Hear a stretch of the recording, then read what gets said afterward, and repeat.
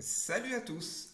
Dans cette vidéo, je vais expliquer la méthode dite de l'intégration par partie. Alors, cette vidéo s'adresse avant tout à mon grand blaireau de cousin qui, après une prépa parisienne et une école d'ingénieur, a complètement oublié cette méthode. Elle se voit pourtant dès la première année. Donc, cher cousin, cette vidéo, elle te coûtera un resto la prochaine fois que je descendrai dans le midi.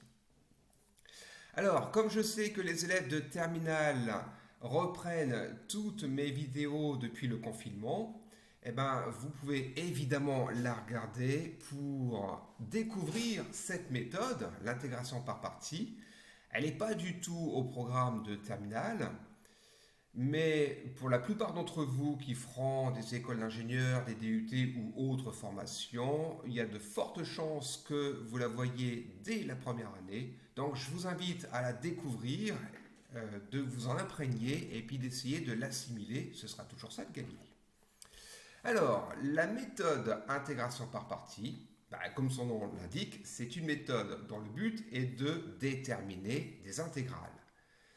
Quand on n'est pas capable de déterminer des intégrales directement, c'est-à-dire quand on n'est pas capable de trouver une primitive directement, il y a plein de méthodes en mathématiques pour quand même s'en sortir et faire les calculs.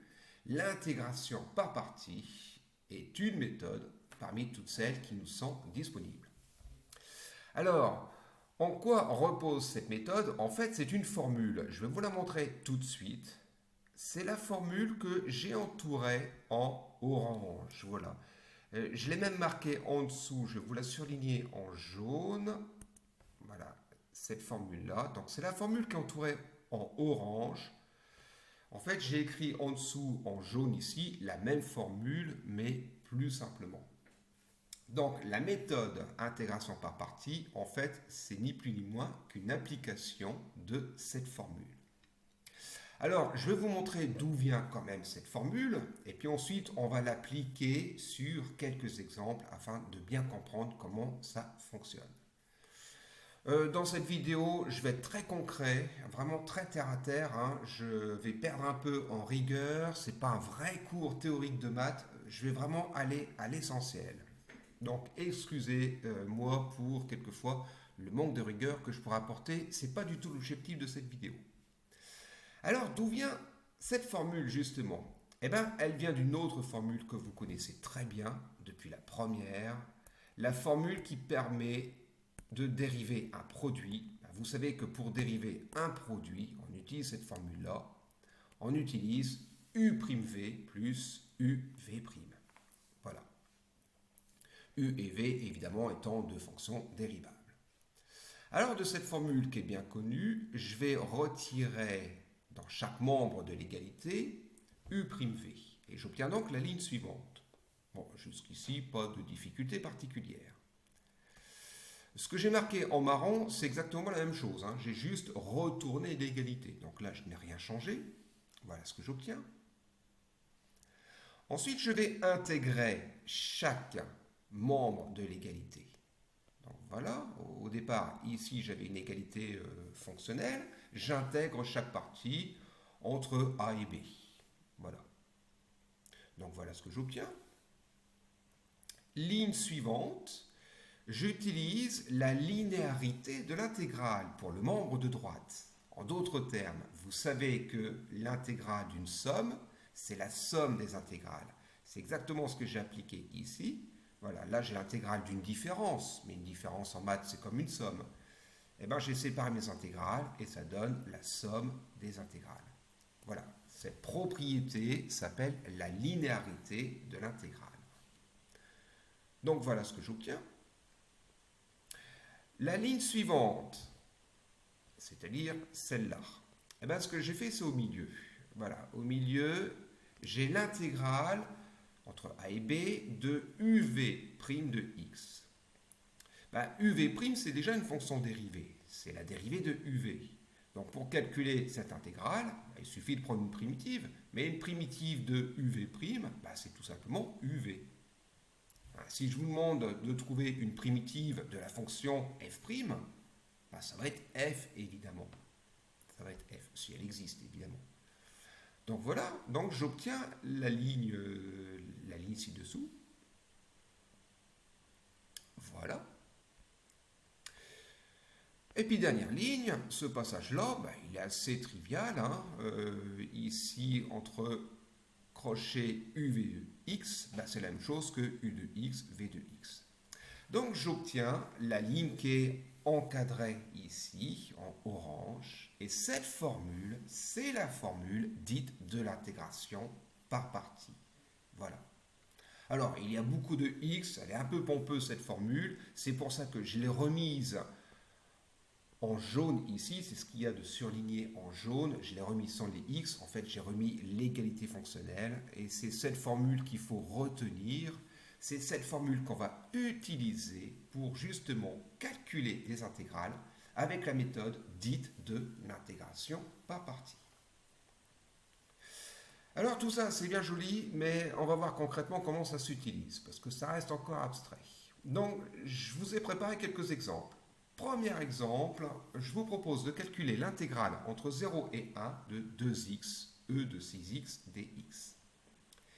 J'ai remis au-dessus la formule. Alors, cette formule, ce qu'il faut bien comprendre, il y a deux choses à comprendre. C'est pour calculer l'intégrale d'une expression qui se présente sous forme d'un produit. Il faut que j'ai un produit, j'ai du uv', donc c'est pour calculer une intégrale où à l'intérieur de l'intégrale, j'ai une expression qui se présente sous forme d'un produit. Ça, c'est une première chose. Et la formule, concrètement, qu'est-ce qu'elle fait? Elle va partir de l'intégrale à calculer et elle va arriver vers une autre intégrale qui, et on va tout faire pour, sera plus simple à calculer. Au départ, j'avais une intégrale difficile à calculer directement.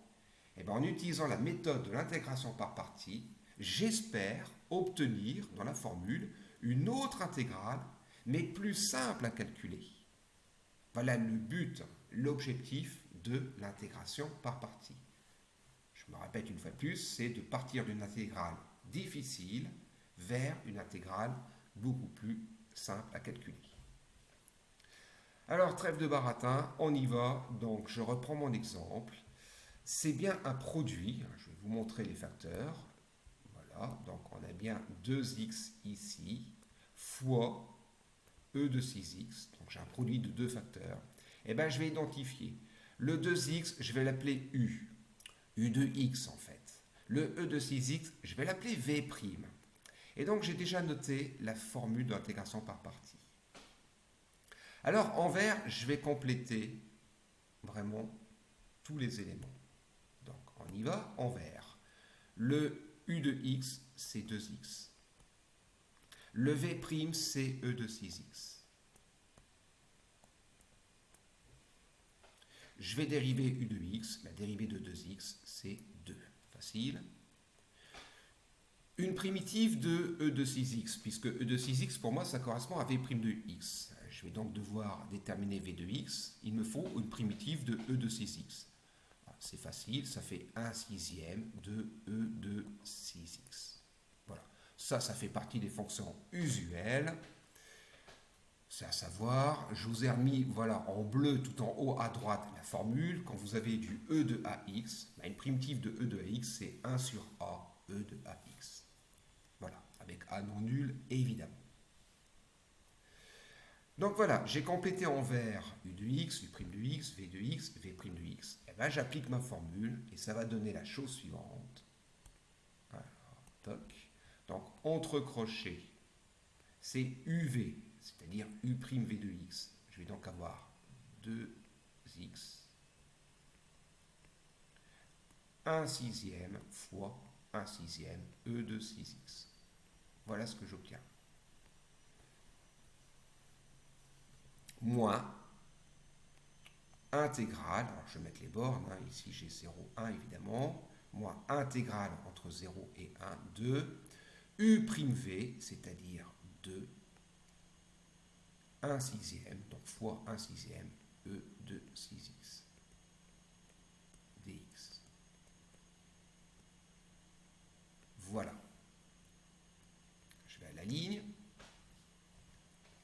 Alors l'intégrale que j'obtiens à droite, et je l'ai fait exprès, eh bien, il me restera à la calculer. J'espère qu'elle sera plus simple à calculer que l'intégrale initialement donnée. Alors, je continue les calculs. On va voir ça. Donc, ici, entre crochets, j'ai 2x fois 1 sixième e de 6x. Les bornes, c'est 0, 1. Vous savez qu'on remplace x par 1 pour commencer. Donc, ça fait 2 fois 1 fois 1 sixième e de 6 fois 1. Allez, si je fais les calculs, ça fait 1 tiers. Hein, j'ai 2 sixièmes, donc 1 tiers e de 6. Voilà, là, j'ai remplacé x par 1 et j'ai déjà calculé. Moins, maintenant je remplace x par 0, ça fait 2 fois 0 fois 1 sixième e2, 6 fois 0, bon en fait ça fait 0. Voilà, il y a du 2 fois 0, donc 0. Moins intégrale entre 0 et 1 de 1 tiers, je simplifie ma fraction évidemment, e de 6x dx. Voilà. Je continue mes calculs. Allez, là j'ai 1 tiers de e de 6. Moins, je vais calculer l'intégrale qui se trouve à droite. Pour ça, je vais prendre une primitive de 1 tiers e de 6x. Ça donne donc 1 tiers déjà. Hein, vous savez que quand vous avez la forme, je ne sais pas si je l'ai mise, non, je ne l'ai pas mise, je vous la mets à droite. Quand vous avez la forme kf, où k est un nombre, une constante, une primitive de kf, bah, c'est k fois une primitive de f, ça vous le savez.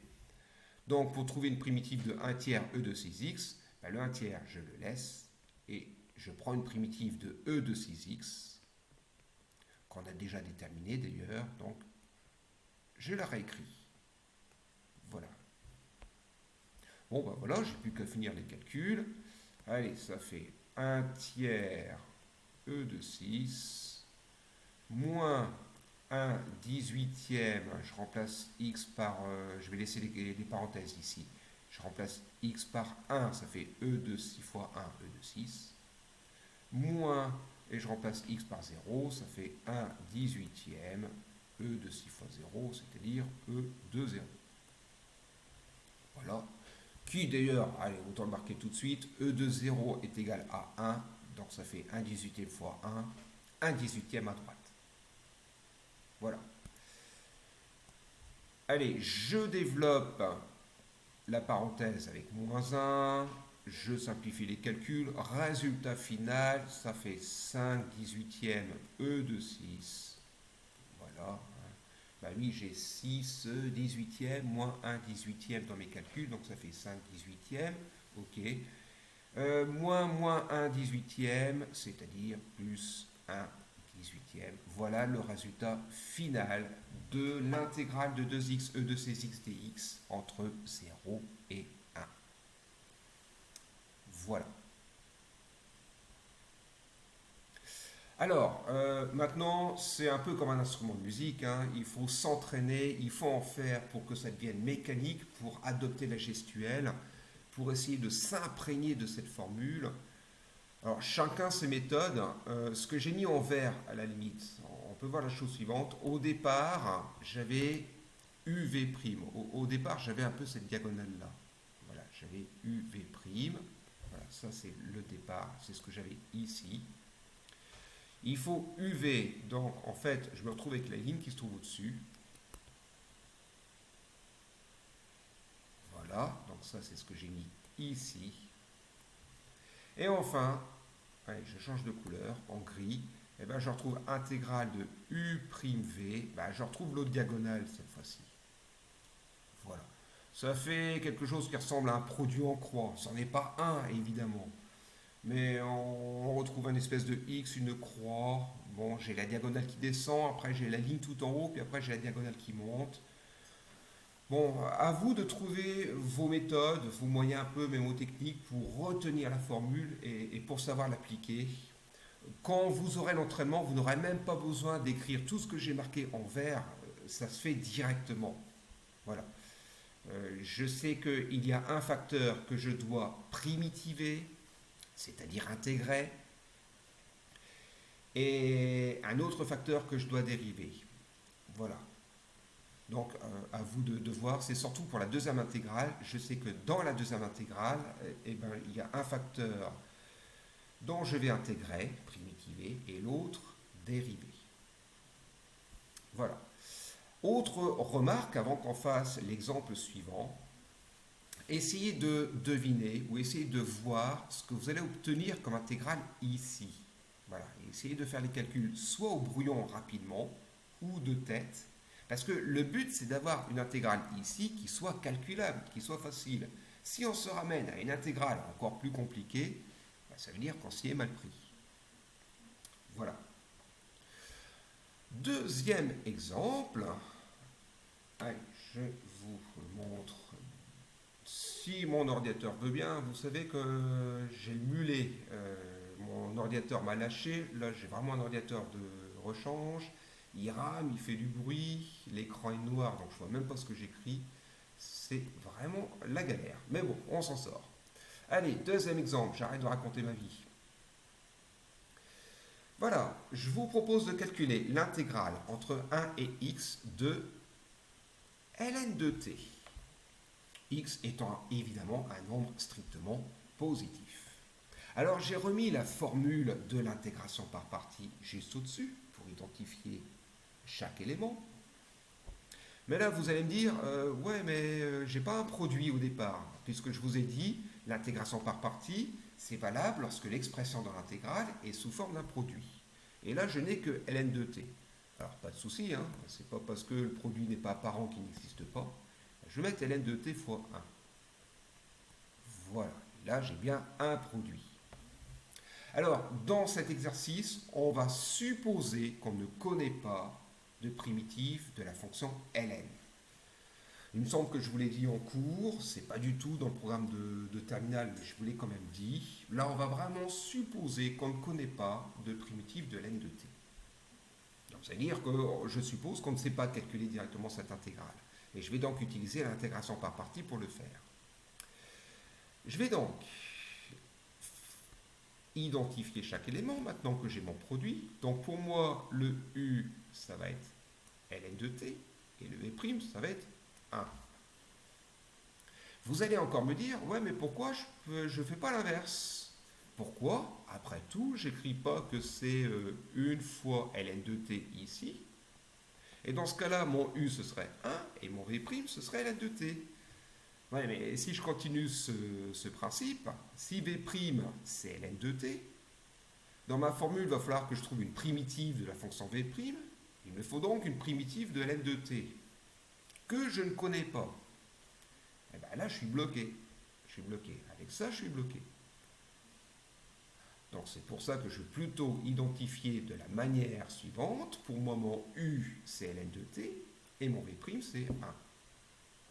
U de t, évidemment, vous l'avez remarqué. Donc on y va, je vais d'abord compléter ce que j'ai mis en vert. Donc j'ai dit que U de t, c'est ln de t, et que V', c'est 1. Voilà, on voit la diagonale qui descend hein, pour commencer. Alors, U' de t, bah, c'est la dérivée de ln de t, c'est-à-dire 1 sur t, ça on connaît. V' de t vaut 1, donc V de t vaut t, hein, une primitive de 1, c'est t. Voilà, donc ma partie verte est complète, je vais pouvoir appliquer la formule. Ça va donc donner la chose suivante. Entre crochets, j'ai UV, sous-entendu U de t, V de t. Donc je vais donc avoir ln de t fois t. Voilà. Moins. Maintenant, intégrale. Alors je vais remettre les bornes quand même, je ne oublie pas, ici. Moins intégrale entre 1 et x de U'V, c'est-à-dire 1 sur t fois t. dt. Voilà. Ce qui donne ligne suivante, allez, je commence à calculer ce que j'ai entre crochets, donc je remplace t par x déjà, ça fait ln de x fois x. Je vais mettre le x devant, voilà, comme ça ce sera plus simple. Donc ln de x fois x, ça me donne ça. Moins, je remplace t par 1, ça fait ln de t, pardon, ln de 1 fois 1. Bon, bah, ln de 1, quoi, tout court. Bon, je mets fois 1, mais il ne sert à rien. moins intégrale entre 1 et x de 1 sur t fois t, ça fait 1 dt. Et là, je me rends compte que l'intégrale qui se trouve à droite va être facile à calculer. Je continue mes calculs, ça fait x ln de x, moins ln de 1 qui vaut 0, vous le savez, moins, et bien là je vais calculer mon intégrale, il me faut donc une primitive de la fonction dont l'expression vaut 1, une primitive de 1 c'est t, voilà, je remets les bornes, et je termine mes calculs, ça fait donc x ln de x moins 0, moins, alors je vais mettre entre parenthèses, je remplace t par x pour commencer, moins, je remplace t par 1, comme ceci. Résultat final, ça fait x ln de x moins x plus 1. Voilà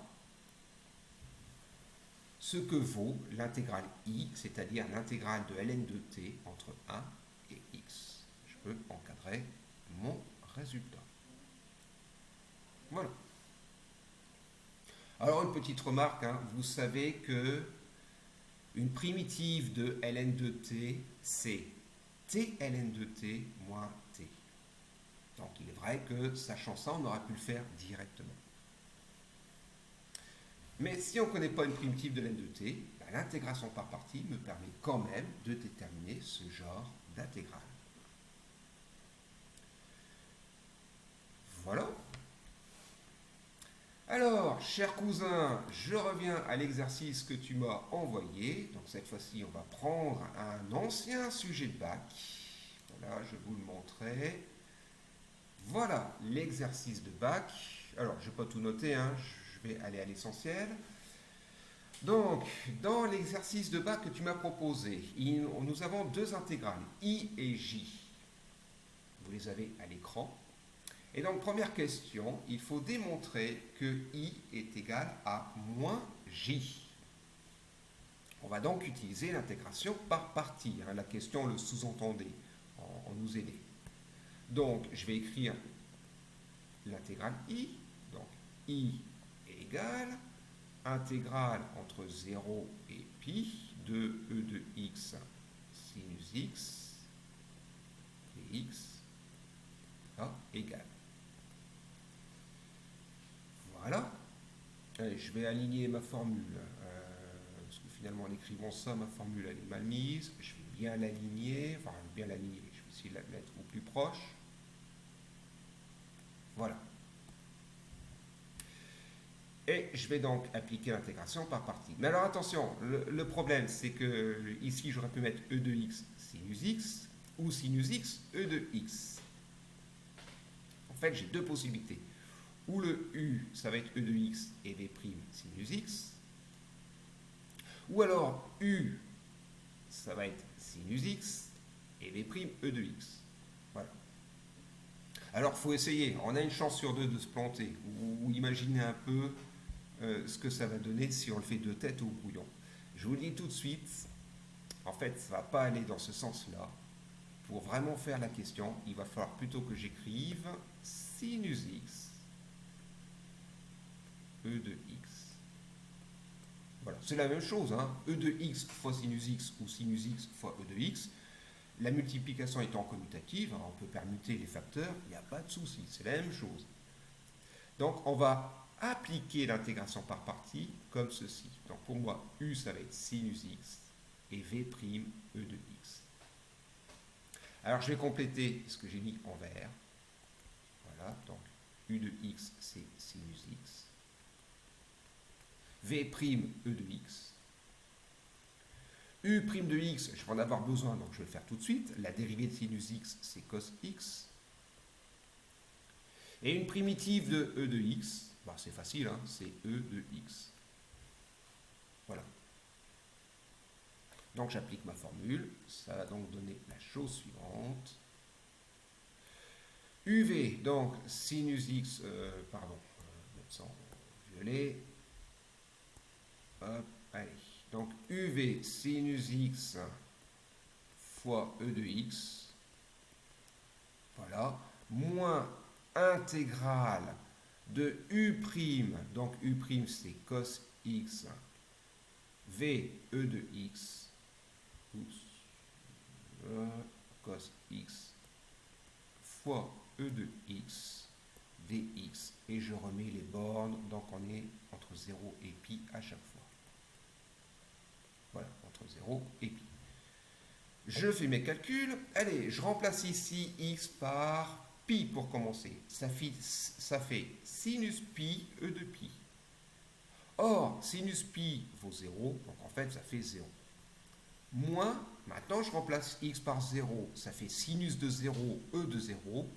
Mais sinus de 0 vaut 0, donc ça fait 0. Moins intégrale entre 0 et pi de cos x, E de x. Je suis vraiment désolé pour la soufflerie que vous devez entendre derrière. Mais encore une fois, j'ai le mulet. Il rame à fond. Dès que je lui demande de faire un peu de traitement de texte, il y a le ventilateur qui travaille en cœur. Allez, je continue. J'obtiens donc finalement moins intégrale entre 0 et pi de cos x, E de x. Et qu'est-ce que je remarque? Je vous remontrerai l'énoncé parce que vous ne le voyez plus à l'écrit. Vous ne le voyez plus à l'écran, pardon. Pourquoi je dis à l'écrit? Eh bien, vous remarquez que vous avez tout simplement moins j. Bah oui. L'intégrale ici, entre 0 et pi de cos x, E de x. Bah, c'est exactement ça. Voilà. Donc, ça fait moins j. Et on a démontré l'égalité. I est égal à moins j. Voilà. Deuxième question. Je vous la montre. Allez, deuxième question. On nous demandait de... Il faut que je la retrouve déjà.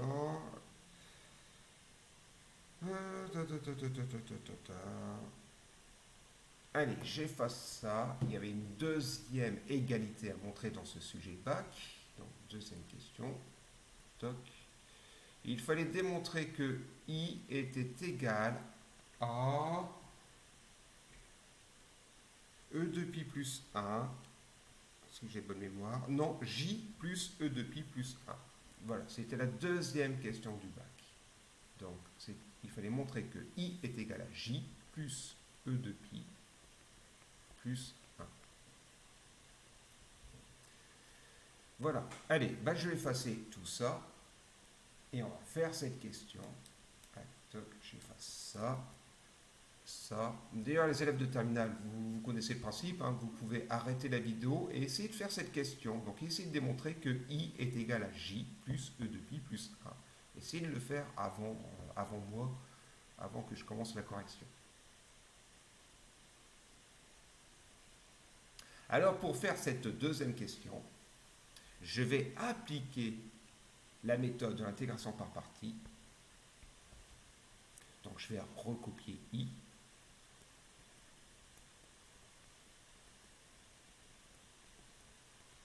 Sauf que tout à l'heure, j'avais dit que le U était sinus x tout à l'heure et que le V' était E de x. Et bien là, je vais faire l'inverse. Pour moi, U, ça va être E de x et V', ça va être sinus de x. On va voir ce que ça va donner. Voilà. En fait, dans une intégration par partie, il y a à chaque fois deux possibilités. Donc, on va essayer comme ça. Voilà, donc j'identifie bien les éléments. Donc j'ai dit cette fois-ci, contrairement à la question 1, hein, que U pour moi, U de x, c'était E de x, et que V' de x, c'était sinus x. Je vais remettre, histoire d'être complet, les bornes, j'ai 0 en bas, pi en haut. Voilà. Alors je complète ce qu'il est en vert. Donc U c'est E de x, V' c'est sinus de x. La dérivée de U de x, c'est E de x. Et une primitive de sinus x, c'est moins cos x. C'est une formule du cours, hein, c'est une fonction usuelle. Alors on y va. j'applique donc ma formule de l'intégration par partie. Ça fait UV. Donc ici, UV, c'est la ligne du haut. Ça fait donc E de x fois moins cos x. Voilà, ça fait quelque chose comme ça. Entre 0 et pi. Moins u'v. Donc le u' c'est E de x. Le v c'est moins cos x. Alors, bon, je vais l'écrire comme ça, mais après je simplifierai, évidemment. Donc ça donne ça, dx. Voilà. Et je remets les bornes ici. Voilà ce que ça donne. Alors on y va pour les calculs. Maintenant, avant de le calculer, je vais quand même écrire ça autrement. Je vais mettre moins cos de x, E de x. C'est un peu mieux. Voilà. Moins, et là pareil, je vais arranger un peu l'expression qui se trouve à l'intérieur de l'intégrale. Je vais mettre moins cos x, E de x. Voilà, il faudra mettre des petites parenthèses ici. Mais bon, ouais, vous m'avez compris, il n'y a pas de confusion quand même. Je continue les calculs. Là, je remplace x par pi. Ça fait moins cos pi. Alors, moins cos pi vaut moins 1, donc en fait, ça fait plus 1. Donc, ça fait plus 1 E de pi. Voilà, après calcul, j'ai plus E de pi. Hein, j'avais moins cos pi, donc moins 1, donc plus 1. Moins cos de 0, E de 0, si je l'écris comme ceci. Cos de 0 vaut 1, E de 0 vaut 1. Donc en fait, j'ai moins 1. Bon, autant mettre le résultat tout de suite. Je vais effacer vraiment mes horreurs pour mettre plus 1 tout de suite. Voilà. Hein, je répète, hein, j'avais fait moins cos de 0. Donc moins 1 plus 1, E de 0 plus 1. Allez, moins tout ça. Voilà. Alors j'avoue, je traîne un peu au niveau des calculs parce qu'on peut quand même aller un peu plus vite. Le moins qui se trouve ici. Je vous rappelle, en fait je l'ai mis ici. Voilà, je l'ai laissé. Quand vous avez l'intégrale de kf, d'une forme qui ressemble à kf, où k est un nombre ici et f une fonction, vous savez que c'est k fois l'intégrale de kf. Donc en fait, ce que j'explique, c'est que le moins ici, je peux le sortir de l'intégrale pour le mettre là. Et donc au final, au lieu d'avoir moins intégrale, je vais avoir plus intégrale. Voilà, j'espère que vous m'avez suivi. Je saute quelques étapes ici. Ok, allez, ligne suivante. Ça fait E de pi plus 1 plus intégrale entre 0 et pi de cos x E de x. Mais encore une fois, si je reprends l'énoncé, vous l'avez à l'écran, je retrouve exactement l'intégrale notée j ici. Ça fait plus j. Voilà. Et l'égalité est démontrée. On a donc i, je le remets ici, qui est égal à E de pi plus 1 plus j. Voilà. Elle est démontrée. Oh, pratiquement démontrée. Hein. Vous n'allez pas chipoter. C'est évidemment égal aussi à j plus E de pi plus 1. Ouais, je les vois là, les mauvaises langues en train de dire ouais, c'est pas tout à fait ça. Oh, on va pas exagérer non plus. Bon, allez, je redeviens sérieux. Donc, on a démontré cette égalité. Donc, vous avez vu que l'intégration par partie, finalement, je peux la faire de manière différente suivant l'ordre des facteurs au départ. Et suivant l'ordre des facteurs, quand j'applique la formule de l'intégration par partie, j'obtiens deux résultats différents. Alors, si je termine l'exercice du bac, dans la première question, on nous demandait de démontrer que i était égal à moins j, ça je l'ai fait. Voilà. Dans la question 2, on nous demandait de démontrer ça. Et la dernière question, vous devinez la dernière question, en déduire les valeurs des intégrales i et j. Ça, je vous laisse faire tout seul. On a deux équations d'inconnus i et j. en fait, on a un système, vous mettez ces équations sous forme de système et vous résolvez ce système. Vous en déterminez, vous en déduisez les valeurs des intégrales i et j. Et pour résoudre ce système, franchement, c'est pas bien compliqué. Dans l'équation de gauche, ici, vous remplacez i par moins j. Comme ça, vous obtenez une équation d'inconnu j que vous résolvez. Vous trouvez j et ensuite, vous trouvez i. Voilà. Quoi dire d'autre que quand vous appliquez la méthode de l'intégration par partie, essayez, je me répète, je suis vraiment désolé, c'est mon côté bavard dans les vidéos, quand vous utilisez la méthode de l'intégration par partie, essayez de deviner quand même ce que vous allez obtenir à droite. Il faut que ce soit évidemment une intégrale plus simple à calculer que ce que vous avez au départ, et si possible faisable. Allez, je vous donne quelques exemples, si vous voulez, vous faites ça chez vous. Il faut s'entraîner pour vraiment acquérir la gestuelle de l'intégration par partie. Une fois que vous l'avez, ça va tout seul, on le fait le temps de l'écrire. Je vous propose deux intégrales. Intégrale A, calculez-moi l'intégrale entre 1 et 2 de 3x, e de 5x. Voilà, essayez de calculer ça. Puis vérifiez avec la calculatrice. Vous avez la calculatrice pour vérifier les résultats. Cet exemple, en fait, il est guère différent de ce qu'on a fait en début de la vidéo. Donc rien de plus. Allez, utilisez l'intégration par partie pour calculer ça. Je vous propose un deuxième exemple. Calculer l'intégrale entre, je ne sais pas, 3 et 5 de x au carré e de x dx. Voilà. Voici deux exemples. Alors, le deuxième exemple, avec une intégration par partie, vous n'arriverez pas à réussir. Vous n'arriverez pas à trouver b. Je vous le dis tout de suite, il faudra utiliser deux fois de suite la formule de l'intégration par partie.